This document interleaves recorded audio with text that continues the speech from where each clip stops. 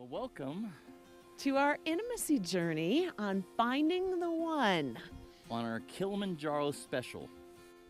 straight from Kilimanjaro on our climb. This one we're beginning with to find the one. You have to believe that they're not the one. Isn't that crazy? Why would you ever say that? Let me explain it. Let's talk about it. I think what happens is when you meet someone and you have these huge expectations that they're the one, you put those expectations on that person, and it changes the dynamic of you getting to know them, of truly getting to know whether they're the one or not.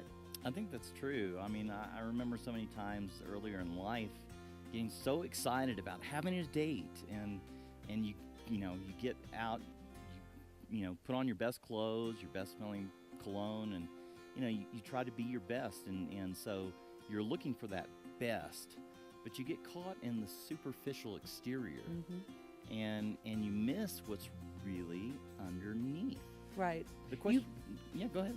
You want them to be the one so badly that you see things in them that aren't there because you want them to be there.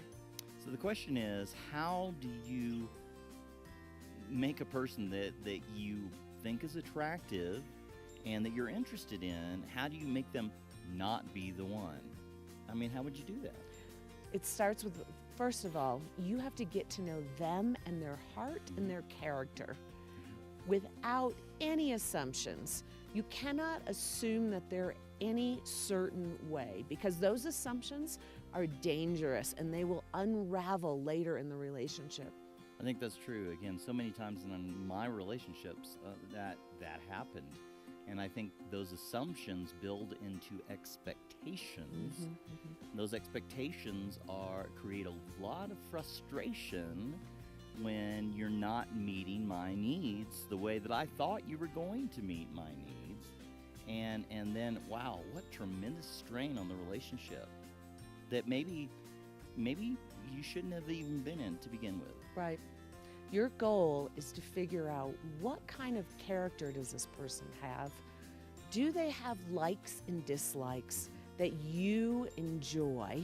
Do they like to do things that you like to do? Would you want to live life with this person?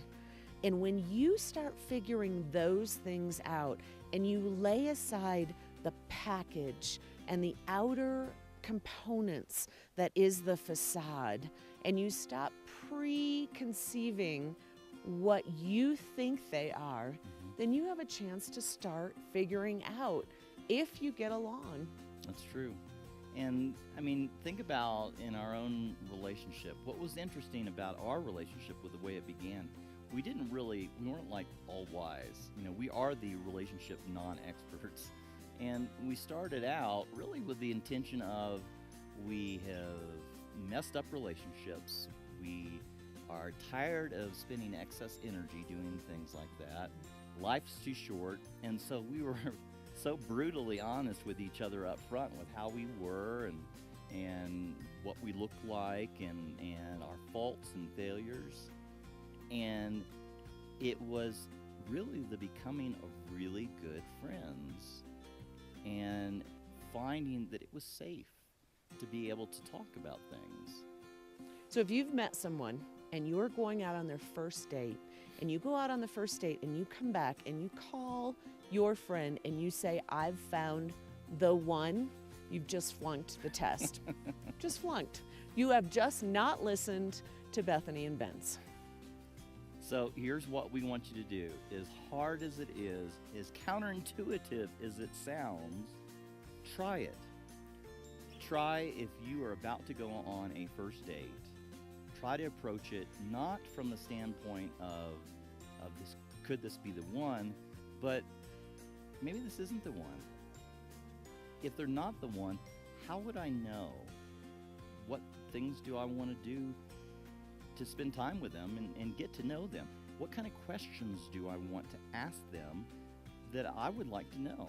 And what things do I want to share about myself to really let them know me, to see if it's safe for me to be in that relationship with them? Yep. So I want you to make a list of character-defining questions and get-to-know-you questions. I want you to make a list of things that would define someone for who they are. Best memories from their childhood, worst memories from their childhood, most significant things that have happened in their life that they would want to share with you. What they've considered to be things that moved them to make them who they are today. Those are the things I want you to start sharing with this person to figure out if you even like each other, because that is number one, what you're going to try to figure out. Do you like this person, and do you want to live life in a partnership with the person next to you? And give us some feedback. We want to hear from you. Let us know how it's going. Whether it's on Facebook that you see this video or on YouTube, comment, reply, let us know. Again, these are powerful tools, really wisdom that we've experienced through a lot of trial and error, and we invite you onto the journey. We know that there is the one for you, and it's just a matter of, it's like climbing a mountain, like climbing Kilimanjaro, and we'll put in some pictures. It's difficult, so it can take a while, but having perspective that it's not an overnight process, but man, when you get to the top, it is worth it all. And having a plan, and starting by thinking that they're not the one. Thanks for joining us for the special Kilimanjaro series on To Find the One, you have to believe they're not the one.